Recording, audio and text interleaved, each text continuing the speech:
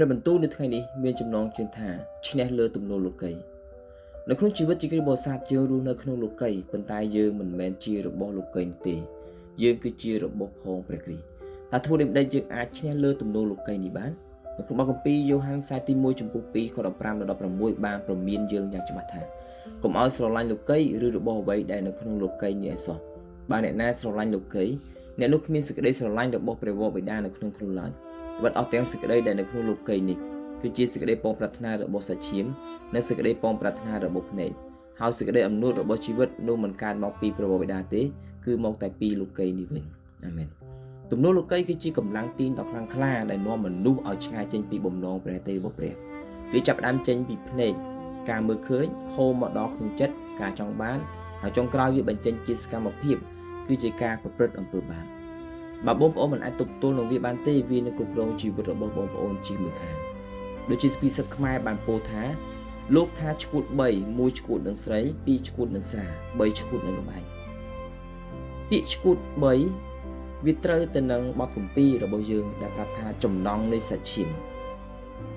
ការឈួតនឹងស្រីនេះជាចំណងនៃតណ្ហាដែលខុសឆ្គងឬជាការដែលមិនស្មោះត្រង់នៅក្នុងអាពាហ៍ពិពាហ៍ឈួតនឹងស្រានេះគឺជាការបាត់បង់ម្ចាស់ការលើខ្លួនឯងវង្វេងស្មារតីហើយបាត់បង់សុខភាពជាពិសេសខ្លួនរបស់យើងជាព្រះវិហារនៃព្រះឈួតនឹងលបែងគឺជាការលោភលន់ចង់បានដោយមិនបានខិតខំប្រឹងធ្វើការអ្វីទាល់តែសោះនៅក្នុងចំណុចពាក្យថាឈួតមានន័យថាបាត់បង់ម្ចាស់ការណាឈួតនឹងអ្វីមួយវានឹងខ្លាចទៅជាម្ចាស់លើជីវិតរបស់យើងហើយយើងខ្លាចទៅជាទីស្គររបស់វាយើងមិនអាចបម្រើព្រះផង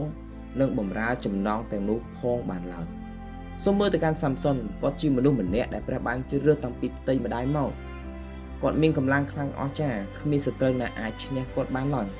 ប៉ុន្តែសត្រូវបានកម្ចាត់សាំសុនដោយមិនបានយកកងទ័ពរាប់ម៉ឺនអ្នកនោះទេប៉ុន្តែគឺជាចំណងរបស់សាំសុនផ្ទាល់គាត់បានចាញ់ទំនោរលោកីតាមរយៈការឈួតនឹងស្រីគឺជាដេលីឡានាងបានលួងលោមយកអាចកម្បាំងនៃកម្លាំងរបស់គាត់រហូតដល់គាត់ត្រូវបានគេចាប់ដោយសារតែចំណងសាច់ឈាមមួយឆាវសាំសុនត្រូវបានគេចាប់ដាក់គុកហើយភ្នែករបស់គាត់ទាំងពីរត្រូវបានគេធ្វើឲ្យងងឹតគាត់បានបាត់បង់អ្វីគ្រប់យ៉ាងជាពិសេសស្រីល្អរបស់ព្រះដែលធ្លាប់បានគង់នៅជាមួយនឹងគាត់បងប្អូនអើយទោះបីយើងមានកម្លាំងអស្ចារ្យមានចំណេះដឹងខ្ពស់ឬមានទូនាទីខ្ពស់នៅក្នុងសង្គមក៏ដោយបើយើងមិនអាចទប់ទល់នឹងទំនោរលោកីទេយើងនឹងត្រូវវិនាសដូចជាសាំសុនអញ្ចឹងរបៀបដែលយើងអាចអនុវត្តបានគឺត្រូវហ៊ានទទួលស្គាល់នៅចំណុចខ្សោយរបស់ខ្លួនបើបងប្អូនដឹងថាខ្លួនធ្លាក់នៅក្នុងទំនោរណាមួយដូចជាស្រីស្រាលបែងឬលោភលន់ណាមួយ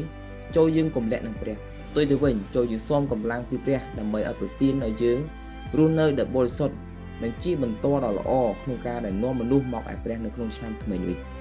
សំណួរពិចារណាតើសពថ្ងៃបងប្អូនកំពុងធ្លាក់ចូលទៅក្នុងទំនោរលោកីនៅចំណុចណាមួយដែរឬទេអរគុណច្រើនសូមព្រះយេស៊ូវប្រទានពរ